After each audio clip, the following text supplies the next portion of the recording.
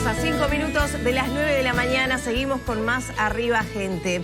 Ustedes saben, la Comisión de Presupuesto integrada con Hacienda aprobó ayer la rendición de cuentas en general y comenzó la aprobación de su articulado para conocer el trabajo que se viene haciendo. Recibimos a su presidente, al diputado del Partido Nacional, Juan Martín Rodríguez. Bienvenido. ¿Qué tal? Muchas gracias, Lorena. Buen día, May. Un placer estar con ustedes. Horas intensas de trabajo, ¿no? En comisión, una de las noticias de ayer fue que se aprobó, y lo teníamos además en el móvil, esa asignación, ese incremento presupuestal, en realidad, reasignación presupuestal para la Universidad de la República. Hoy, ¿cuál será la prioridad? Porque está por ahí también los pedidos que había hecho la ANEP, ¿no? Hoy trataremos todos los artículos con sustitutivos y además los aditivos que no fueron tratados ayer. O sea, ayer, además de votar en general, votamos 300 artículos de los 400 y pico. 442 más los aditivos, entonces en realidad terminan siendo, me animo a decir, muy cercano a 500 normas que vamos a estar, artículos que vamos a estar votando, por sí o por no, pero en definitiva veremos después luego cuánto efectivamente sale en afirmativo. Pero lo importante es que sacamos una gran cantidad de artículos que usualmente siempre se tiende a hacer este mecanismo para ir desglosando el trabajo, pero hoy arrancamos con todas las cosas que se modifican del mensaje que envió el Poder Ejecutivo. Y ahí, por supuesto, están todos los temas vinculados a reasignaciones. Muchos de esos temas han estado arriba de la mesa, por ejemplo, el tema de recursos para la ANEP, para la Universidad Tecnológica, para el Poder Judicial, para el INISA, o sea, diferentes organismos que en definitiva nos han solicitado y hemos evaluado, al igual que muchos otros también, y hemos priorizado en este caso los organismos, que algunos los que acabo de mencionar y otros que seguramente se van a ir conociendo en la jornada de hoy. ¿Qué se está considerando para la ANEP? Bueno, en realidad ahí el pedido del presidente y de todo el organismo ha ascendido a unos 60 millones de dólares. Nosotros hemos conversado con él, de hecho estuvimos reunidos en el día de ayer, en la mañana, perdón, el lunes en la mañana, y le expresamos que era muy difícil llegar a la cifra que él requería. Más allá de eso, vamos a hacer un esfuerzo y vamos a intentar, a través de algún mecanismo jurídico que lo habilite, a disponer de recursos que le ayuden y viabilicen los objetivos que el presidente de la ANEP y todo el CODICEN lo han plasmado. ¿Qué tan cerca se está o a qué monto esperan poder llegar? Bueno, eso lo estaremos terminando de afinar. Hoy tendremos trabajo en etapas. Ahora arrancamos 9:30, tendremos probablemente un corte sobre las 11:30 por razones de funcionamiento de la Cámara. Retornaremos y estas horas van a ser determinantes para afinar el lápiz y llegar a una cifra. Me quisiera no adelantarla, pero bueno, seguramente, al igual que el rector de la universidad en la jornada de ayer, que se estaba lejos de la cifra que se reclamaba, pero lo evaluó positivamente en cuanto a la señal que se da desde la Cámara de Diputados. Esperemos que de la misma manera en la ANEP ocurra lo mismo. Esa cifra que no está definida, que sabemos que será inferior a lo inicialmente pedido por ANEP, ¿tiene como objetivo qué aspecto concreto de la transformación educativa? Bueno, ahí justamente parte de eso es el afinar el lápiz. Hemos estado conversando diferentes aspectos, diferentes líneas de trabajo de la transformación educativa con el presidente de la ANEP. En función de la cifra definitiva que sea, ahí estaremos delineando cuáles serán las áreas o cuáles serán los puntos específicos que tendrán como objeto o como destino esos recursos. Quisiéramos no adelantar porque de la mano que adelantamos las líneas uno puede inferir los fondos. Entonces, quisiéramos preservar eso para la instancia propiamente dicha. Ahora, ¿desde dónde provienen esos recursos? Porque son reasignaciones, justamente. Bueno, ¿de dónde se detectó que había de repente partidas que no se ejecutaban y que, era posible que se trasladaran a la educación? Bueno, eso va a ser parte, seguramente ya es conocido, o por lo menos para ustedes ya lo sepan. En la tarde-noche de hoy al mediodía de hoy, estaremos dando una conferencia con los integrantes de la coalición y ahí es donde pronunciaremos y daremos esta información. Hemos acordado dejar para esa instancia toda la información respecto a la fuente de financiamiento de las reasignaciones y eventualmente también los mecanismos jurídicos que permita en algún caso poder disponer de recursos, que en algunos casos, en algunas ocasiones, tienen los propios organismos que no pueden ser utilizados y que si no hay norma legal habilitante, que de haberla puede acceder a esos recursos. Bueno, será un paquete, nosotros lo hemos dicho, tratamos de jugar o de utilizar todos los mecanismos que el orden jurídico nos permite. ¿Para qué? Para que en definitiva los objetivos se puedan cumplir. Desde los gremios de la educación se había denunciado que ANEP, como dicen concretamente, tenía algunas partidas no ejecutadas justamente, como según la visión de los gremios, para irse pautando los gastos de la transformación educativa y asegurar de alguna manera poder ir avanzando en concreciones. ¿Se va a apuntar a eso? ¿Se apunta a de otros organismos que pasen para allí?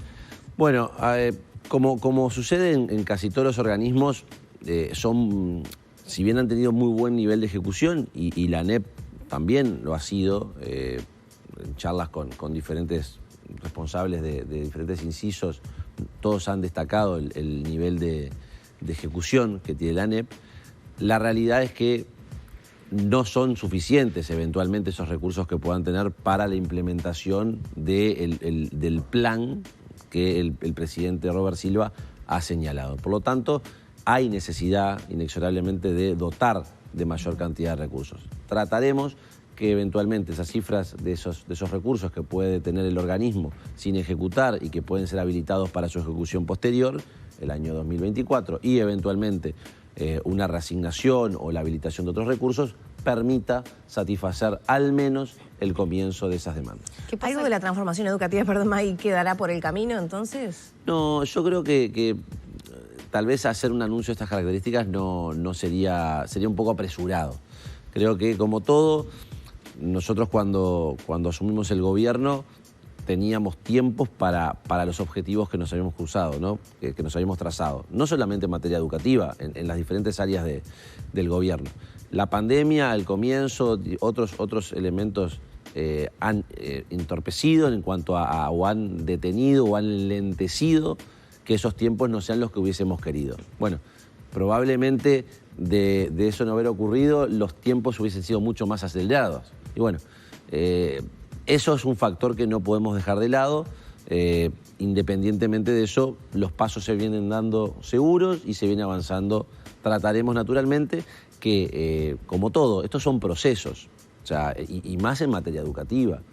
Pensar que una transformación o cualquier cambio en materia educativa se puede solucionar o se puede circunscribir a 2, 3, 4 años o a una gestión de gobierno es no conocer. O sea, justamente en materia educativa son las cosas que más a largo plazo se tienen que encarar. Bueno, no tenemos dudas que hay aspectos que se van a tener que seguramente continuar en la próxima administración, como sucedió también en ocasiones anteriores. Bueno, si es así, nosotros apelaremos a ser los que continuemos ejecutando los pasos que queden para futuras administraciones. Ya para pasar a otros aspectos, ¿no? Y otros rubros del presupuesto, ¿entienden que va a ser un diferencial este presupuesto en particular para la universidad, para la ANEP y sobre todo los objetivos que se persiguen, hospital de clínicas, este centro de vacunas que se analiza también con un aporte desde los privados, pueda empezar a transformar de alguna manera esa materia del país?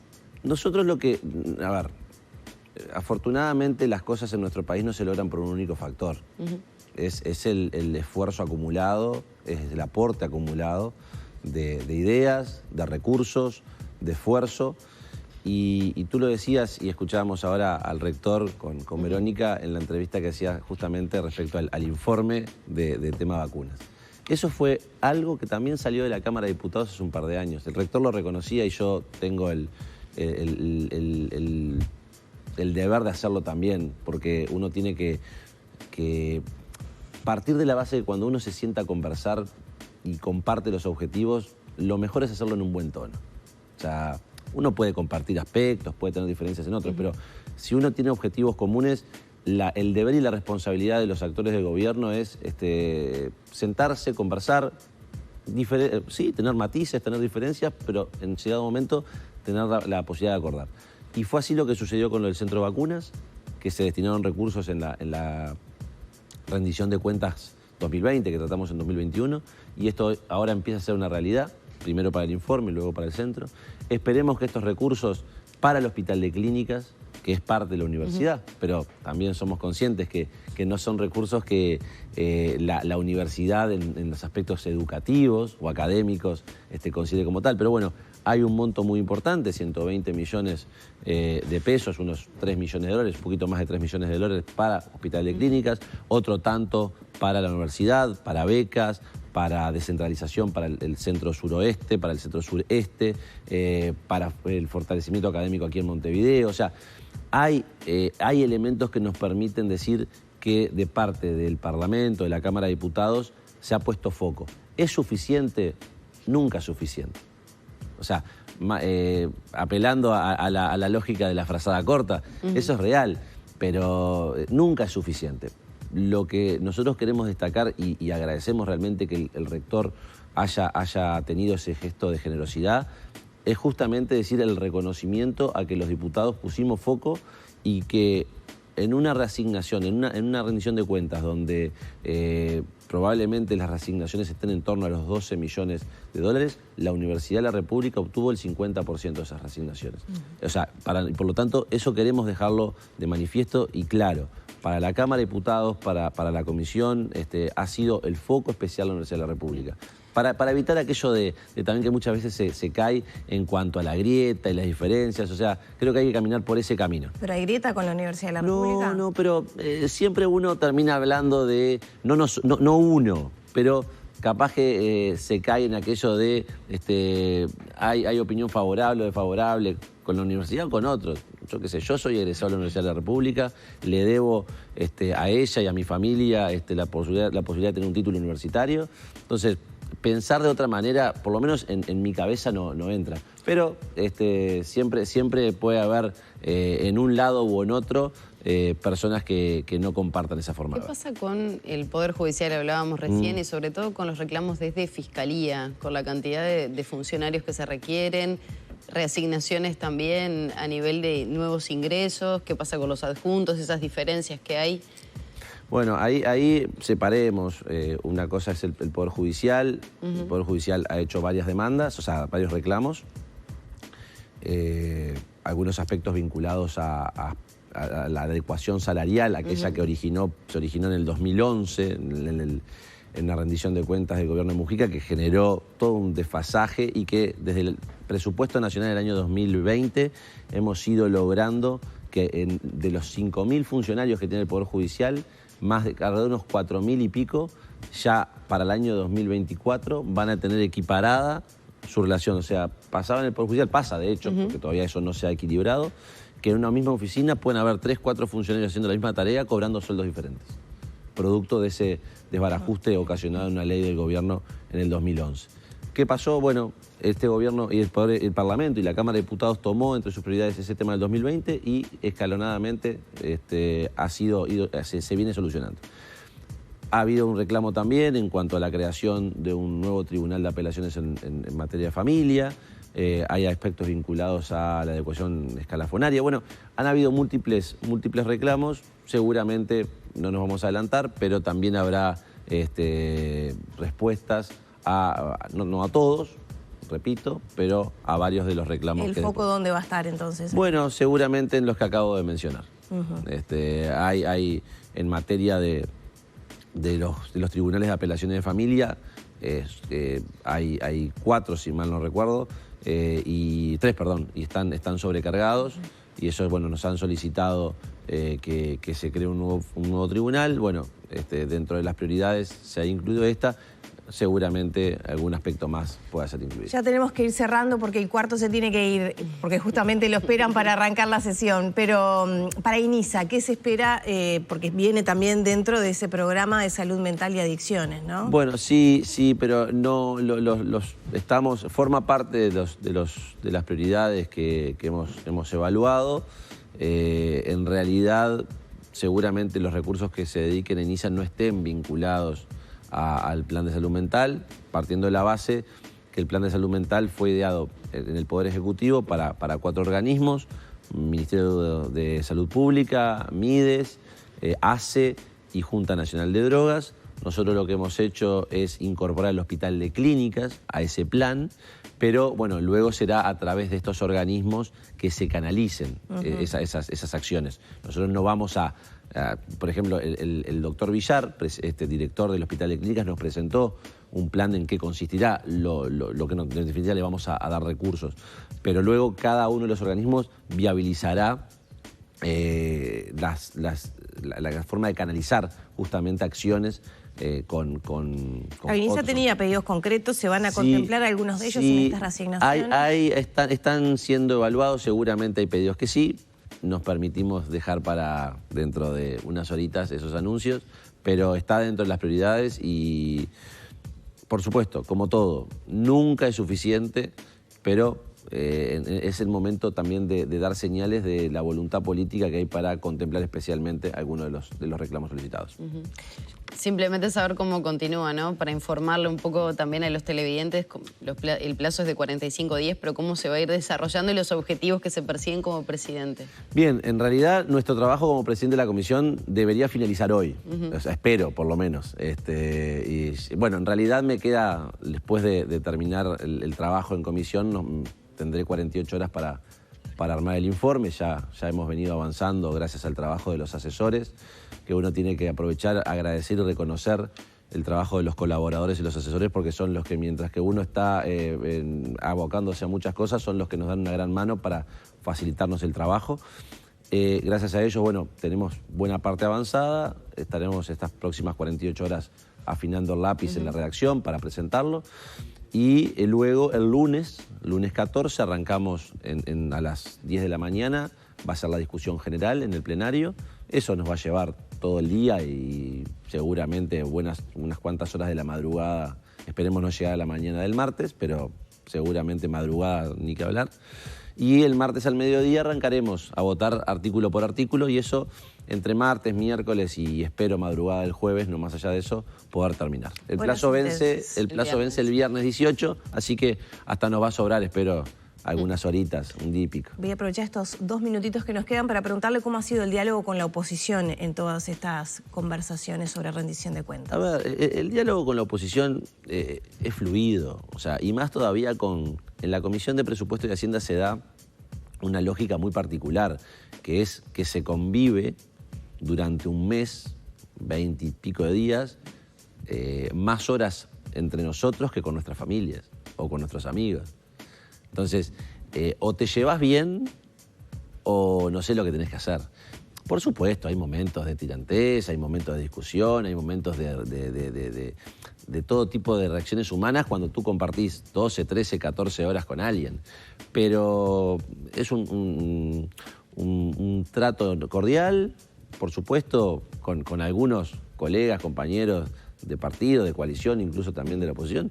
Uno tiene mayor complicidad, hasta por un tema etario en algunos casos, por un tema de llevarse mejor con unos que con otros. Y además porque conceptualmente desde la oposición se pretendía un gasto mayor, ¿no? Bueno, sí, pero ahí entramos en la discusión política, que en realidad en el seno de la comisión esa discusión no se da, porque si uno se pone a discutir en la comisión lo que va a hacer en el plenario, es muy difícil llevarlo adelante. Entonces, el trabajo de comisión es un trabajo muy intenso, porque por supuesto se da la necesaria convivencia entre cada uno, dejar claro sus ideas, pero también que uno no puede estar 12 horas con un organismo. Entonces hay tiempos que respetar, hay un calendario que cumplir.